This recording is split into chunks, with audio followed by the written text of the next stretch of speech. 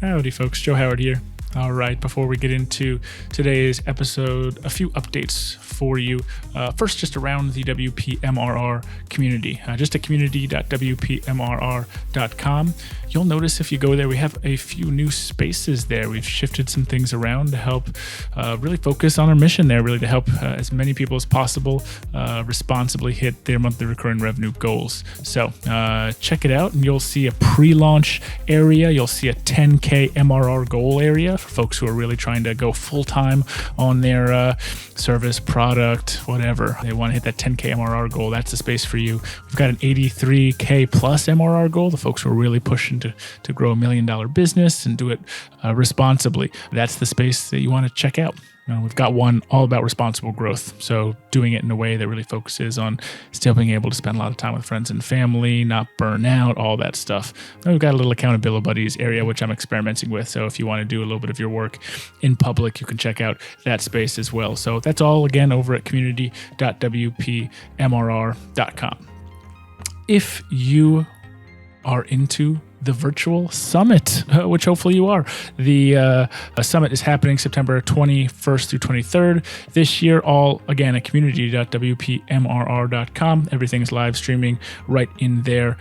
Quick shout out to this year's sponsors so far: legacy sponsors GoDaddy Pro, Blog Vault, Green Geeks, WP Engine, Weglot, Cloudways, and WordPress.com. We also have a few growth sponsors. Again, as of right now, that list is Kinsta, Molly, Elementor, Paid Memberships Pro, SiteGround, and Jetpack. So if you're interested in sponsoring, we're out of legacy spots, but we do still have some growth sponsor opportunities. So feel free to hit me up or hit the sponsor page on WPMRR.com. Speakers. We do have some speaker announcements coming up soon. If you want a sneak peek and actually get in before the announcement, I've already actually assigned some 2021 Virtual Summit speaker badges to folks' profiles in the WPMRR community. So you can actually see some of those are live right now. So, but some formal announcements will be coming in the next few weeks. Brian Richards, who runs WooSesh and WordSesh and all that jazz, all those great virtual conferences, he's helping to run WPMRR Virtual Summit for the second year. We're getting everybody prepped and ready. All those speakers are lined up, and we're ready to rock and roll. Okay. Cool. Announcements over. This week's episode of the podcast. I was lucky enough to have the one and only Todd Jones on the podcast. Todd is a copywriter, a conversion specialist, a storyteller. He'd probably describe himself as kind of a mix of all of those things. But episode was cool today. It was the first, 20 or 25 minutes. We really kind of talked a little bit more about his history in the WordPress space and how he kind of made it to where he is today, which is doing more conversion copywriting stuff.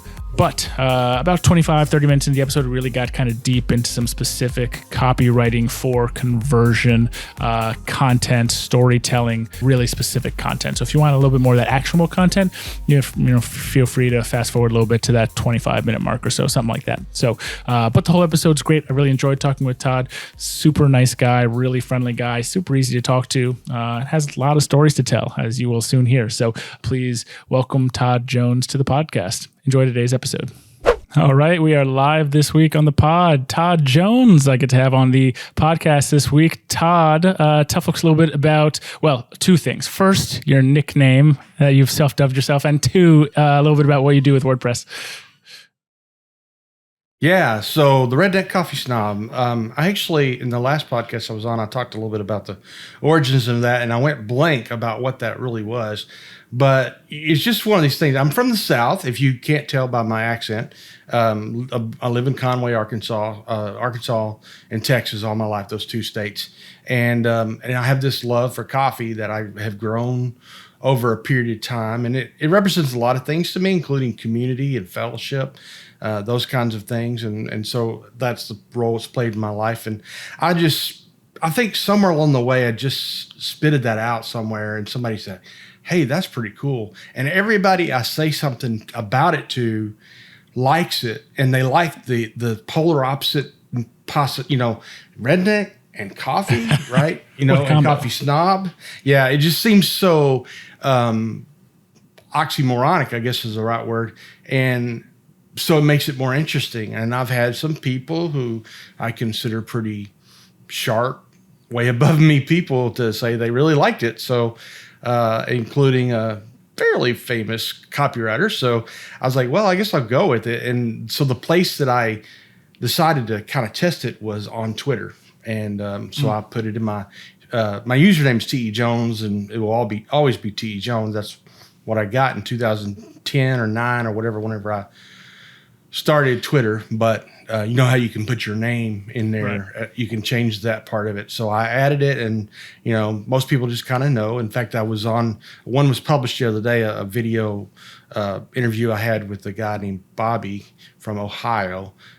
He's a WordPress. He does a lot of things, and he actually alluded to the Redneck Coffee Snob in that. So it's beginning to gain some traction. People kind of know it. I don't push it a whole lot, but yeah, it's kind of if like nothing, it's not memorable. When I saw you for the first time come into the WPMRR community, you came in Redneck Coffee Snob, and I was like, whoa! Like to me, I was like immediately. It just immediately was like, I gotta like talk to this guy. I gotta like comment on his post. I gotta like ask him a little bit about coffee. Like it would have seemed crazy to not ask you a little bit about like that nickname and that background. Yeah. So I dig it. Yeah. Hey, I don't really consider myself a true redneck per se, but you know, obviously, I always say if you grow up in the South, there's a little bit of redneck in you somewhere, you know. And my wife is from Texas. I think she might agree. Okay, yeah. So you know, I know some people from Texas, Oklahoma that on the surface, like on Facebook, you go, well, they look like they're from New York, and then you find out they're from Texas or Oklahoma, whatever. But anyways, it's kind of cool. So one of the things that I went to as a kid, and my dad was a public address announcer for the local dirt track. And that is definitely. Now, forgive me. Dirt track, is that like a moto stock car? Okay, cool. Stock car, yeah. Dirt stock car. You have bikes too that run on dirt as well. But this is stock cars, and so now it's not a redneck only. It's not a South only thing. There's a lot of across the Midwest. There's a lot of dirt track. Actually, Australia too, believe it or not. So the Midwest in general. Probably the most famous track is in Ohio. It's kind of my bucket list to go to Eldora Speedway. So, so you know, this area is just that's a part of redneck in me, if you will. When I was a kid, I went to my grandpa's for a week, and he had ponds, and we'd fish. So that, you know. So, you know, if you grow up in the South, you likely have at least a little bit of redneck in you, if you will. And then the coffee snob is an evolution. I didn't grow up loving coffee. Probably didn't drink it too much in college either. But in graduate school, I was living in Fort Worth, Texas, and started drinking coffee a little bit. And then I had a buddy. He was also in graduate school, and we went to college together too. And he's from Senegal, West Africa. And so we met in college and just really good friends. And he would invite me over, and we would share coffee, and sometimes he'd make French bread. And it was a fellowship deal. It's like I told Laura on her podcast, is we just sat around and solved the world's problems, you know. And but then I had a friend that I worked with, a coworker who her and her husband started a coffee shop in Fort Worth. The first time I ever had fresh roasted coffee, blew me away. It's like nothing like that. And just kind of, we have 4 independent coffee shops in Conway, which is really amazing for a city the size of 60,000. And in fact, I'm drinking coffee from Round Mountain Coffee, nice. Which is a coffee shop, my favorite one in town. And so, you know, I get plenty of options to drink good, you know. In my old age, my stomach can't do the bitter stuff anymore. So I'm all about light coffee now. Oh, yeah. I like a little bit of, I think it depends on my mood, but sometimes I like something a little dark, a little stronger. I'm a little tired, or sometimes something a little more caffeine. But I've gotten like a light roast before somewhere, and it's like, well, you know, that light roast, like, so like, do I really want that? But then I've had a lot of actually like good ones there. So I wanted to rewind a little bit to what you said about like kind of your origins around coffee when you first started drinking coffee with, you know, your friend doing the bread and solving the world's problems, because this is so funny how this kind of almost like this Redneck Coffee Snob part of you actually kind of melts into what you do in the WordPress space too, which is a little more content, copywriting, storytelling. Yeah. I mean, it's just funny how that really actually does melt in a little bit to what you do. So maybe that's a good like transition point to talk about a little bit of that piece of what you do in the WordPress. Yeah. Well, it took years to get to the point where I was like, this is me. This is what I do. So probably 12 years ago, 13 years ago, I had a college football blog and another football blog, and was when I was living in Texas. So football. Was it college football in general? Was it specific to teams in Oklahoma and Texas? Or? The first one was called collegefootballtop10.com. Somebody got the domain, so if you go there, it's not my site. Yeah. but it started as I want to do my own top 10. I've always had a history of doing top 10s in my life. When I was a kid, I did music top 10s. Don't ask me where that come from. I just kind of made up stuff. I made up a lot of things as a kid, but I did my own music top 10 here for a while. So I'm like, I'm going to do a top 10. I mean, this whole internet thing allows people to do things that they never do before. So I started collegefootballtop10.com, and it was originally only on Blogspot, which is the Google blog platform. I'd never heard of WordPress at that time. And I started doing these and, just writing what I thought about stuff, right? And I was in the shadows of TCU football, too, at the same time. And then not too far away from my home, which is Arkansas, so Razorbacks is always number one for me. And so I was, as I did that, I was like, how can I get more traffic, start learning about what it is to have a blog. And one of the blogs I found that I read regularly was in the Northwest Arkansas area about the Razorbacks, and they did really good content, and they use a platform called WordPress. Like, that's kind of cool. And then basically over a period of time, I decided, I'm going to put mine on WordPress. The first iteration was Blogger only. Second iteration, I used for College Football Top 10, I used a web builder called Namo Web Editor out of Japan, kind of the poor man's Dreamweaver at the time. I used that, and then I used Blogspot for the blog, and then I was like, we got to get it all in one thing. And that's when I decided to do WordPress. And then I launched DFW Football, which was supposed to be football about the Dallas-Fort Worth area, which it was. And but anyway, there was a online-only publication in Dallas called Pegasus News, and I was like, I applied to be a content partner. That meant if you posted something that they thought was good for their audience, they would repost it, which was really cool. And they got contacted by somebody. I don't remember if it was a sports editor or somebody else. And they said, hey, would you be interested in doing some exclusive content for us? So what does that mean? Well, write about TCU, SMU, North Texas. Oh, well, that's where my wife went to SMU. Yeah, ponies, right? Pony up or whatever they call it. Yeah, and so that was during the June Jones era. So it was pretty exciting. They were scoring and they were winning games. So all three were pretty decent, not great, but pretty decent at the time. TCU was. Were you able to? That's what I was going to think a little bit about. Were you able to like grow a little bit of traffic on them? I don't know if any of them got to the point where they were able to be like monetized through any different ways. DFW Football, I was able to sell some ad spots here and there, and I had some Google and Amazon ads, I believe. And somebody bought a $175 helmet one time. It netted me like $40-$50, and I'm like, okay. I made a little bit of money, nothing to make a living off of, but nothing to say that I actually monetized it, I guess. I sold it. This is a really common story, I think, for people who are doing their first real jump into content and copywriting and creating a blog that they're trying to like grow their traffic on or to monetize. So many stories I hear is similar to this. Like, it was the time of learning, and it was the time of experimenting, and the time of like enjoying what I was writing. And it didn't make me a ton of money, but I like, look where you are now, and how would you have ever gotten there without all that experience? So anyway, Pegasus allowed me to do exclusive content, and they got me into a couple TCU football games as a press in the press box. Baby, got that press badge. It was a time of wild west for internet sports writers. You had Scout and Rivals. Both of them were really growing, and I guess I would say the SID for TCU's name is Mark Cohen. He's still there. left me a review on LinkedIn too. It's pretty cool. Mark was maybe a little ahead of his time in that regard, and he questioned me about it, and I told him. And a few weeks later, he gave me press credentials for a game. It's like, whoa, okay, cool. And so yeah, it was pretty cool. And I went up there, and what I learned is they had kind of put all us internet guys to the side, which is okay. We were actually in the press box. And a lot of the traditional guys really didn't mingle with us too much. There was a lady at the Star Telegram who was really sweet, and she would talk to us. She treated us like people. But the rest of them are kind of like, eh.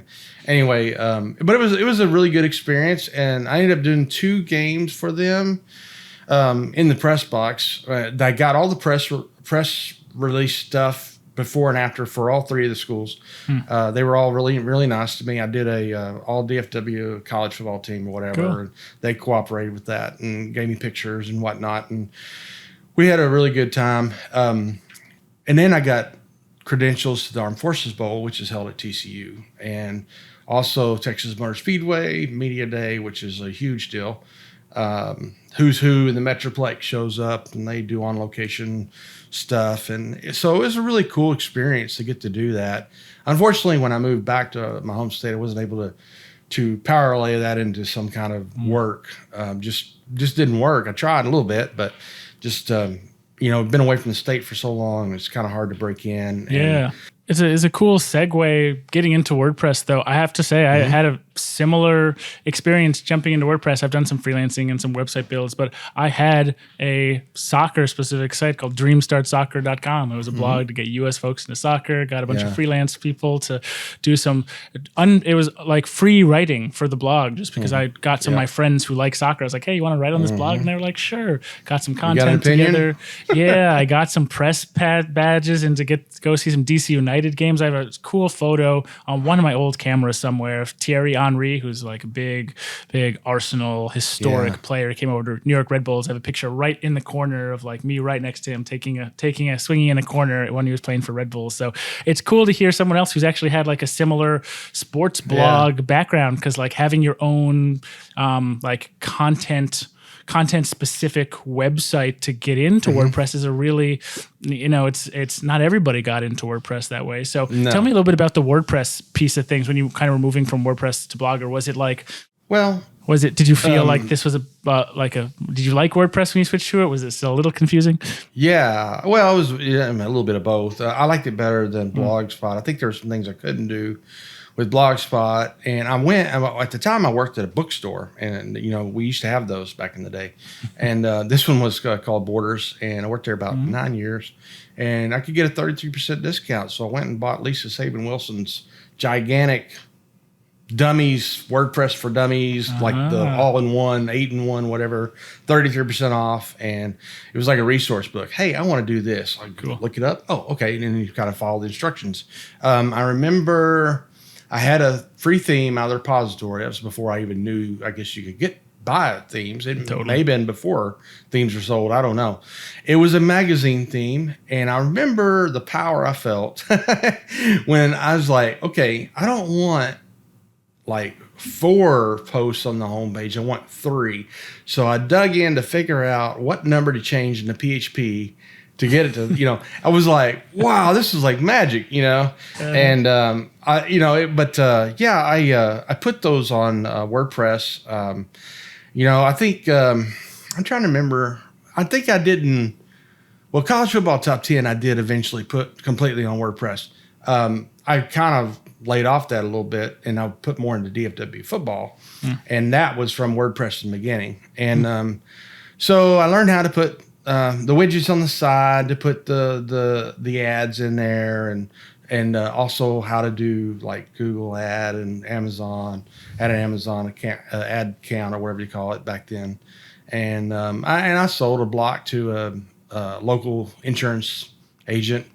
It was just kind of interesting. But because of that, I learned how to build a website. Now, I didn't learn the proper way to install WordPress, because I had a hosting account that had a push button install. That was during the time that they were popping up. So I didn't know how to do that until I worked for an agency for a while, and I learned how to do a full manual install. I still don't do manual installs, but that's another. Anyway, I learned how to do that, and I answered an ad from Craigslist to help a news organization do a WordPress website. And it was my first big job, if you will. Wasn't really that big, and by today's standards, it was quite tiny. But to me, it was like, wow. And then they kept using me to like do ongoing work. And at the same, it was in the middle of that, I moved to Arkansas. So I moved to Arkansas, but I could still do this work in Arkansas, even though they were in Dallas. So the organization, you were really remote then. Very remote, yeah. I mean, it was kind of a lifesaver a little bit, because when I moved here, didn't have a whole lot. Even though I moved with my family, I didn't have a lot of money. I didn't have a job for a while, and I made a little bit of money that I could, get checks for that way. And so it kind of saved me a little bit in that regard, and just kind of learned. There was two things I learned out of that. One, I'm a halfway decent writer. Maybe better than most people. And number two, I could build a WordPress website and customize the theme. I started getting better at that. I think the first theme that I used for that website was an old Brian Gardner theme, pre-Genesis. Pre-Studio Press, pre-Genesis, old school Gardner theme. Nice. Yeah, I remember whenever they came out with Genesis and all this, it was like, okay, that's when they started doing parent themes and blah, blah, blah. Parent-child, yeah. I think I eventually got them to a Genesis thing. And it was a pain to try to like customize that for how they wanted it. And then Brian came up, I don't know who came up with the idea, but through his themes, you had the whole widget front page thing. And I'm like, oh yeah, this is nice. And so, wow, how things have changed. Because I was talking to some friends today. It's like, you don't even need widgets on homepage anymore. You just use blocks. Things have changed so much. And I'm still kind of used to that widget experience. Like it's been a while since I've built my own site from scratch, but I still know that widget area pretty well on a lot of sites, right? I know now it's like you can literally edit the front page as a page, or you can edit the blocks directly on that page, right? That's how it is. Well, it's full screen. In between that, I was doing the whole Beaver Builder thing. So, and I still love Beaver Builder, and I probably will never stop using Beaver Builder. But I could whip up a home page like I wanted in a matter of minutes with Beaver Builder, and I'm just kind of stuck with that. And then becoming good friends with Defender, who's he does everything. He's kind of known early on for being the Beaver Builder guy, but he's kind of figured it all out. And so he's always helped me if I had got stuck with something. It's like, I need help with this. Nice. I've had Beaver Builder guys on this podcast a couple times. I have episode 18. I had Robbie on the podcast right before he went doing a year of digital nomadism. He came on the podcast and talking about how he's preparing for that. And I also had Justin and Brent on episode 54, just talking about Beaver Builder, their company.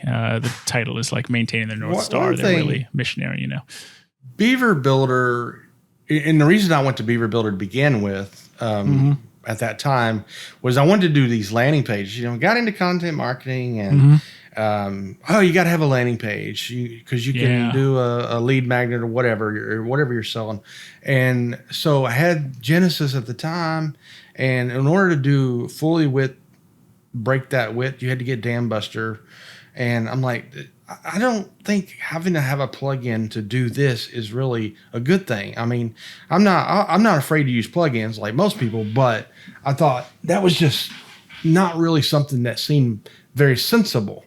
So I switched to Astra because they had that built into their editor, and I could do landing pages. I originally got the Studio Press landing page thing, which I don't think I ever used. Because by the time I got it, it was pretty much outdated, and people were using Beaver Builder, landing page builders, that kind of stuff by then anyway. But the concept was there, and this whole evolution, because I started out at building websites. I hated CSS, could drive me nuts, and also could make me happy. And so I'm not really a front end designer, but nor am I really a developer. I always considered myself a WordPress builder. Not so much. So I worked with a guy in an agency who was pretty good front end CSS guy. And he taught me a lot, and I also learned that this is really not my calling card. But I laugh and say, because I said, I have a plugin. He basically made the plugin and put my name on it. And it was an internal thing only. It wasn't put in the repository. Yeah. But he put my name on it. And Matt's a very talented front-end designer. Last I heard, he worked for agency out of Atlanta. And we had Drupal sites as well, and that seemed to be what he liked better. And we had a lot of stuff at that agency. Not just, we had ModX, we had Drupal, we had WordPress, and I might have had a Joomla one or two or here or there. And I worked in all of them at some point, including one that one of our founders made, which was really, no one else could figure out how to do it or wanted to figure out how to do it. So I always got the ticket. And after a while, I was like, I started writing instructions. I was like, I'm not going to be here forever. Here's instructions. And it was a good experience to learn some stuff that way. But over time, people were like, well, I was writing articles about entrepreneur stories for local publication. I'm pretty good at that. And I'm learning all the time. I was listening to Maddie Osmond. Is that her name? She was on your podcast as well. Yeah, Maddie's great. At WordFest. Shout out Maddie. Yeah, Maddie's awesome. And I was just blown away with her presentation. And I'm like, because I've never worked in a setting like that, I don't know this side of content marketing. And so it was very eye-opening. And then, of course, Jennifer Bourne is incredible at everything, and has the content side. Yeah. So, they're a lot of great WordPress people. Yeah. Oh yeah. You have some heroes. You've had some of my heroes on your podcast. So, and I dipped myself into the copywriting world. Yeah. And going down that route, it started with Ben Settle emails. If you've ever gotten Ben's emails, they're he calls it infotainment. So I started. Then I went into the copy hackers side with Joanna Wiebe. I know and she's the queen of conversion copywriting. I mean, I don't know if anybody else does that, but I do. I would sit there for 2 or 3 years and go to her Tuesday tutorial. And I mean, it was like looking over her shoulder. And I got in on Aristory early on, and I still have an account. And she blew me away again with what she knew. And, that side of copywriting is like 100 times. I met email copywriters through her, Nikki Elbaz. I consider her a friend. I don't know if she would call me a friend or not, but she's an incredible email copywriter. She's been featured as well. Talia Wolf, who's a conversion rate optimizer. I call her the CRO queen because she's really good at that kind of stuff. Of course, Joanna and all the SaaS stuff, funnel writers. That was new to me. It's like somebody who writes the entire funnel, all the copy for all the entire funnel, and those are not cheap. So I learned a lot about that. And conversion copywriting is a different level and takes a different level of dedication and money to do. And I learned a lot going down. Let's talk a little bit about conversion copywriting, because that sounds like what a ton of people who are listening to this podcast, they probably heard that word and they were like, I hope they talk more about that. That sounds great. I totally need that. So you've had this journey where you started these sports blogs. You actually became a good writer just by doing all this writing. You learned to put a WordPress site together. So you learned about WordPress and you've kept up that knowledge throughout the years. And now you've kind of shifted a little bit more into content, copywriting, storytelling. You have this website called Copyflight, copyflight.com. And I'm just on your homepage right now. It just says, fill the story-sized hole in your business. We help online businesses become more trustworthy by showcasing their story and expertise. And I think probably a lot of that is going to be, people see pictures, people see designs, but most people are going to be converted by what they are reading on the website. So talk a little bit about that conversion copywriting and where should folks start if they, let's say folks have a website, maybe they're an agency owner, maybe they're, running a plugin company, or maybe they're, doing website builds, but they're at that point where they have a website together, but they're not exactly generating the leads that they want to from their website, from their website copy. Where should they start? Well, Messaging. I like to talk about learning your value proposition, or I have called it a messaging compass. What is your messaging compass? What is it that sets your direction going north? But it really comes down to, conversion copywriters. One of the things they'll do, and this is something that I don't see in the agency world very much at all, unless they've worked with somebody in that area. They do what's called voice of customer research. And you get that from a lot of places, including surveys and interviews. Those are probably the two best places to get them from. And so conversion copywriters will get that information. They'll do the surveys, or they'll have somebody do them, whatever. And they'll go through all that content that the customer gave them, and they'll use that to, I call it they're swiping customers' words. That's essentially what they're doing. So like, take an example, that headline you just read from Copyflight. Fill the story size hole in your business. I swiped that. She doesn't know I swiped it from her yet, but I swiped it from Anna Bolton. And because we were working on a project, she asked me to help her with a project for a gentleman in Canada who has a very cool story, and he does a lot of philanthropy work. And she said, yeah, there's a story size hole that needs to be filled, or something like that. I'm like, that's good. But that's like, so you're listening to your customers and they go, well, I really like using WP Buffs. They just make life so much easier for us. We don't even have to think about our website. Well, you take those words and you're like, okay. Swipe it. If they think that, somebody else does too. Let's swipe it. And it maybe make your life easier. Don't even worry about your website. Boom. I mean, that's a crude example, but that's what a copywriter great example. I recently did that. I don't think I knew that terminology, but with the WPMRR virtual summit, I'm actually going to open up our homepage right now because I did this exact thing. I was looking at our survey we did last year for people who, it was our pre-event survey of people who were, what do you want to learn from this? And one of the things, or one of the big takeaways, was people who wanted to. I'm just gonna read the checkbox here. It's on the homepage. It says you should most definitely attend the WPMRR virtual summit if, and there are 5 checkbox items. And the last one is you want to drive more passive income, make your business less stressful to run, achieve financial security, and spend more time with friends and family. And that was swiped. Totally swiped, almost word for word in a few different answers. We got like 100 plus answers. So I was just looking for patterns, and those were the biggest patterns. So swiped through them on the website. And so I totally agree with you. And now I know that because I can now put what you've just told me into, I did do a form of that. Yep. So I'm totally with you. Yeah. If you want to go down that hole a little bit more, or that rabbit hole, voice of customer research is what they call it. I picked this up first from Joanna. She kept talking about voice of customer research. I'm like, what in the world is she talking about? You have to realize that Joanna and her disciples, and there's several of them, a couple of them that Anna would be one of them, and then Joel Klecke and Josh Garofalo, and I've had Josh on my Copy Chat show. Joel runs Case Study Buddy.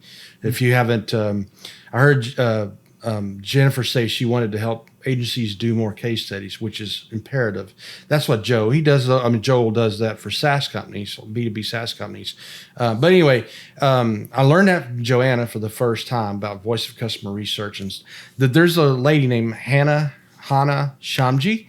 And I have a video on my YouTube channel, the Copyflight YouTube channel, with her. I talked her into coming on for a live when I was trying to push the website copy framework at the time. And she is kind of like your customer research specialist. She does projects for people, larger clients, that kind of thing. But she has a little bit of content out there, and she's a perfect person to follow for learning more about this. See, I know who to tell you to go to, I talk to. But conversion copywriting is all about writing copy that will convert. I mean, that's just very simply. Yeah. And you know that by, you have to track it, right? You have to track the clicks and then do A/B testing. Right. And I was just a different level. A little bit about A/B testing, because I've done a ton of A/B testing, but think if I would like go back in time 2 or 3 years to the, more the beginning of WP Buffs, I'd probably put a lot more time and energy into what you're talking about here in terms of conversion copywriting, as opposed to A/B testing. I think A/B testing has its importance, but I think probably 80% of the stuff I was A/B testing was like, what was it going to get me? Like 2% better conversion, maybe like at the luckiest, at the best possible. But if I was doing copywriting conversion, like if I was really learning that and I'd put 20 hours into really learning that myself, or maybe even hiring like a really good copywriter, like you could maybe double or triple or quadruple your conversion just based on having copy that is well researched, that is swiped from the people you're talking to. I think that you probably get a better return, although copywriting is obviously expensive, and A/B testing, you can go and A/B test whatever you want to with a free plugin. Well, but don't A/B test until you've had a copywriter to do and by the way, most conversion copywriters can know how to do that, right? They're very familiar with Hotjar and that kind of stuff. That blew me away too. See, I thought only web people knew this stuff, right? Well, I get into the conversion copywriting community and they're talking about Hotjar and other stuff. They're very well versed in that. They're marketers, but it's basically, you do the research, you come up with the copy, you probably come up with variations of copy, right? Yeah. This is really big on the landing page, and this is another reason I like to listen to Talia Wolf, because she's a conversion rate optimization expert, and so the word that she taught me that I like to use, I have changed how I talk about value props on landing pages and home pages now. I say desired outcome. That is what you need to push, your desired outcome. What is the desired outcome? Now, it's the same thing as a value proposition, but it helps me wrap my brain around it a little better to call it desired outcome. So it's that's kind of the emphasis I've started putting on headlines on their homepage and about page and landing pages, is what is that desired outcome?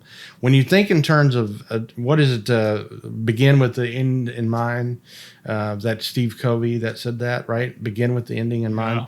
That's essentially what you're doing. What is the desired outcome? And what is it, like what you did with the WPMRR summit, that fifth thing where you were swiping copy from what people were saying in the surveys? That's the desired outcome. I really like that idea, and I like that you made it explicit and you really put like a label on it, because I think a lot of people have this kind of, like they have that idea rattling around in their brain, but until it's like really explicitly laid out and said, it's hard to make it really concrete and create a real like action plan about how to do that. I did something actually very similar with the WPMRR community recently. You've probably been in there and seen some different stuff. On the left side now, we've got different spaces going on. I saw a post by Rosie Sherry, who's like big in like the community building world. I've been trying to get in more into that, follow more people on Twitter, learn more about how to build communities since I'm doing it at WPMRR. And she wrote this post that was like totally shifted my thinking. And I'm paraphrasing a little bit here, but it was really about like people have these vanity metrics of like how many people are in my community, or how big is my community, or how many people, what pace is it growing at? But the biggest indicator of a successful community is like, does it help people get from A to B or A to Z? Like, does it help them get their desired outcomes? Because if not, then like, what's the point of a community? I'm sure, some communities may have the point of just hanging out and like being there, and that's cool too. Nothing wrong with that. But I wanted to build a community that was like I want to help people build more. That's MRR, what I liked. That's what I liked about your community when I got there. It was obvious from the beginning that you were, even though I'm not quote unquote an agency, it was obvious that you had a desire to help people go from here to here, where they have some recurring income. I have a tribe. Okay, I can go hang out with my tribe. I don't have to go to your community to hang out. Although I do, I like to go in there and hang out. I like to use GIFs. GIF master. yeah. And somebody told me earlier this year, hey man, you need to do a GIF workshop. Like, I'm sitting there pondering it, and then Jen Robinson actually did it, and I'm like, this is awesome. So if you're looking for a GIF workshop, Jen Robbins, she's a copywriter from Oklahoma. She did do that, and did a very good job with it. So I just point people there. Now I'm not going to do the GIF workshop, and she's lovely. She's really a sharp lady, and I think. That's what I liked about your community when I got there. So you're obviously trying to help people do. We're having fun, but I want to take you from here to here, and then you have the podcast and you have the summit, which is coming up. All of this stuff I didn't know about before I got in the community. Devinder invited me. I was like, I knew who you were, and I knew WP Buffs, but I didn't know that you had all this stuff. And I was like, this is pretty big cool. Space, and there are a lot of people doing good stuff out there. So, yeah. Yeah, cool. Yeah. Okay, I was totally digging that stuff we were talking about conversion copywriting. I I want to talk about a little bit more about storytelling, and you've mentioned like how to build about pages, which I'm also kind of interested in. But anything else around like conversion copywriting that you have on your mind right now that's like, I can't talk about conversion copywriting Follow without the talking masters. Follow the masters. I mean, you know, I'm of the person. I don't consider myself an expert in any one thing. And I find somebody smarter than me, and I just try to learn from them. And I just kind of buckled into the Joanna Weeb copy hacker space for about 3 years, and I'm not sure. I didn't really have a purpose other than just to learn more. I mean, I thought I might become one of those, and now I just like use it to do what I do better. Do those have like communities, or are they like like a Slack group or like a circle community, or is it more like they have an email list? Or I say Facebook community, group? I should say. She has courses, which I did take one of them, or I should say I bought one of them. I should say they don't really have a community per se. But I felt like the Tutorial Tuesday was a community because like almost the same people came every Tuesday. Absolutely. And but then the Copywriter Club, which is a Facebook group run by a couple of her disciples, I call them disciples, Rob Marsh and Kira Hug. They're lovely people. Kira, her last name is Hug, but from everything I've been told, if you meet her, she will actually hug you. So she's a hugger. But and she may be taller than Rob. She's pretty tall.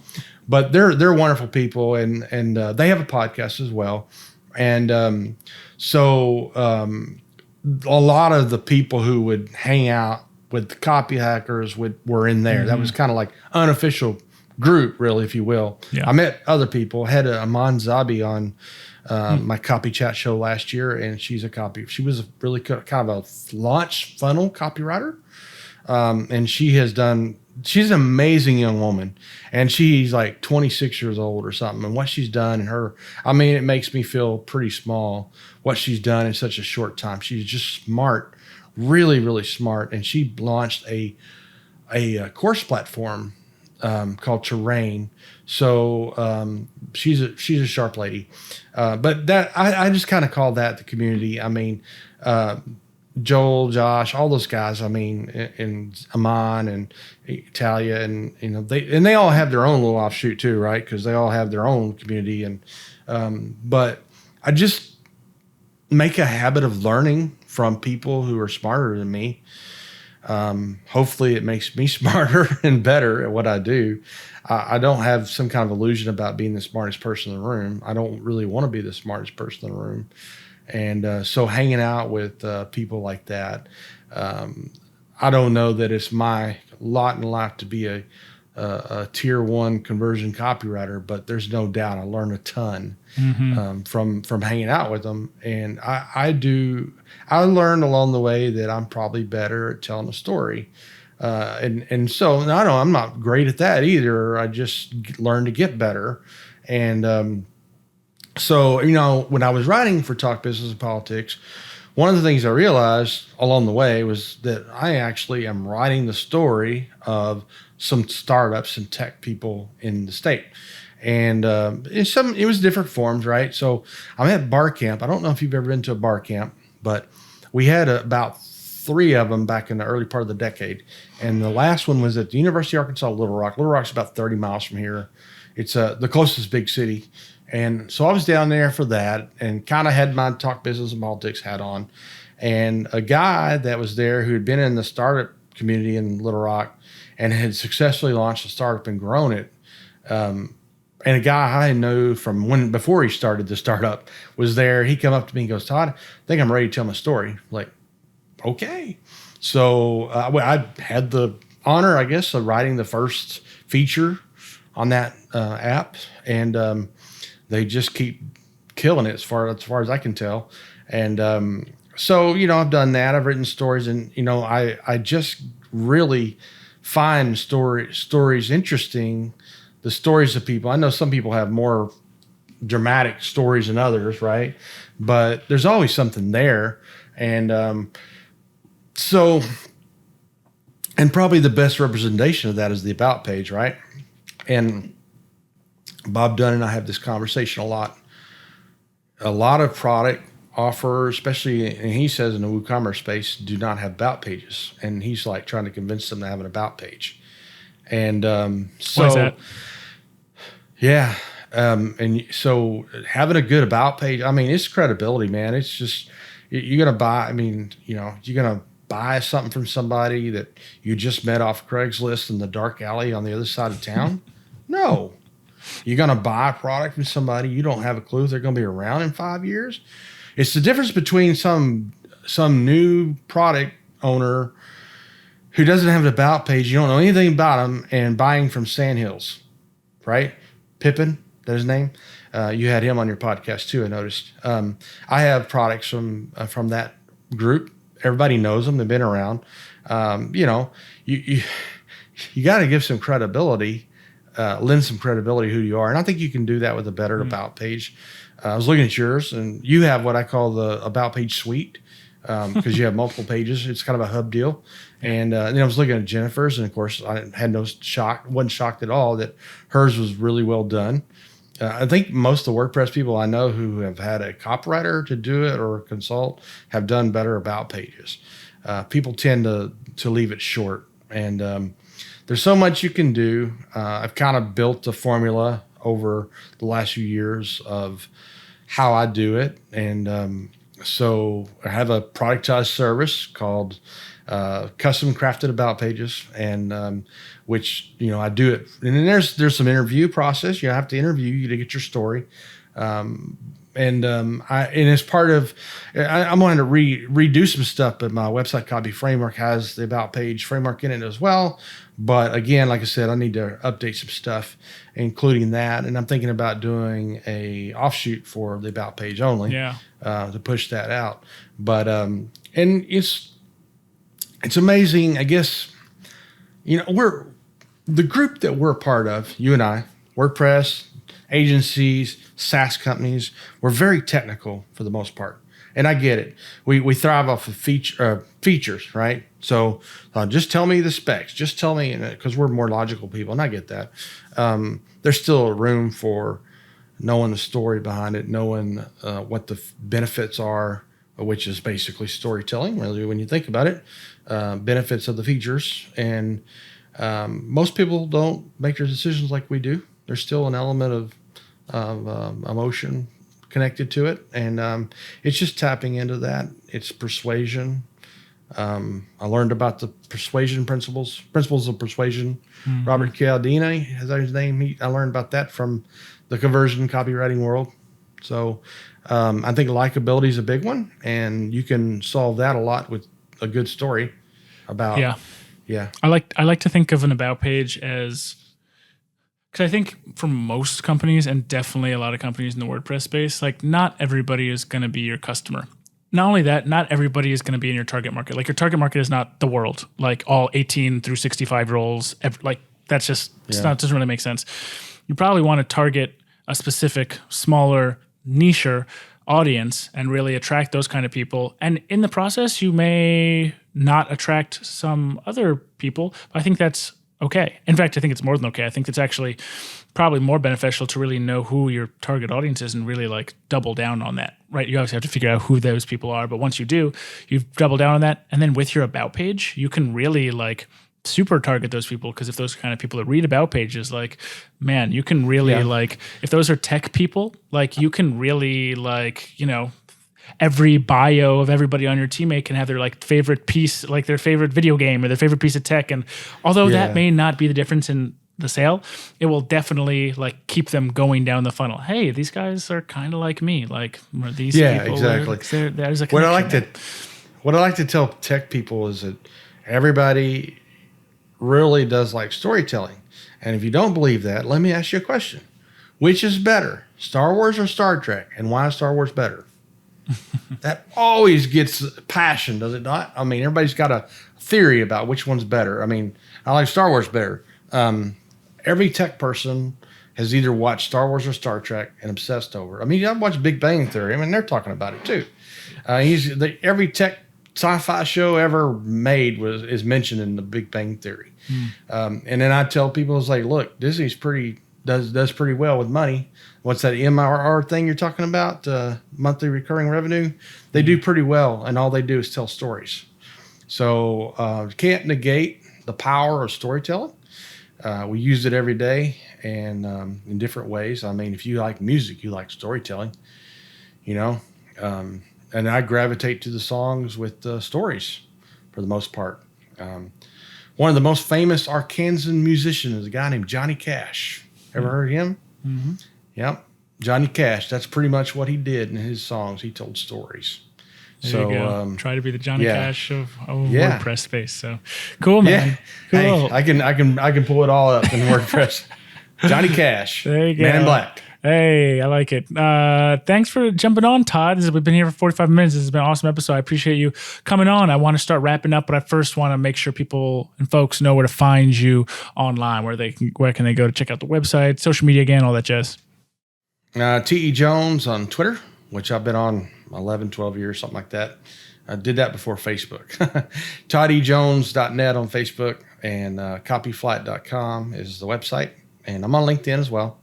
I'm not on TikTok, so don't try to find me on TikTok. Yeah, me neither. I don't make funny videos of myself, but I do actually have an Instagram too, but I don't get on too much. So cool. Thanks, man. And last but not least, I always like to ask our guests to ask our podcast listeners for a little Apple Podcast review. So if you wouldn't mind asking folks who are listening for a little review for us, I'd appreciate it. Oh, I'm supposed to ask the guests? Yeah. Hey guys, you need to give Joe a good review on Apple Podcasts. I know it helps his rating and it probably pushes him up the algorithm a little bit. So it's a great podcast. You should go back and listen to all the others too. Hey, there you go. Thanks, man. Appreciate it. If folks want to leave a review, just wpmrr.com/review. Redirects you right there if you are on a Apple or a Mac device. If you are a new listener to the show, we've got 150-ish older episodes. Just go to wpmrr.com/podcast. Got a search bar right there where you can search for any keyword you're having a challenge with right now. Go and listen to an older episode and help yourself grow your business, make your business more comfortable, etc. Community.wpmrr.com if you want to join Todd and I both hanging out in the WPMRR community. We're all about just growing our monthly recurring revenue together, giving folks a good space to do that. And if you join, you will also automatically be registered for the upcoming WPMRR Virtual Summit coming up September 21st through 23rd. Just sign up. Again, automatically registered. Easy peasy. That is it for this week on the show. We will be in your earbuds again next Tuesday. Todd, thanks again for being on, man. It's been real. Appreciate it, man. Thanks for having me on. Yeah, no problem. Later, everybody.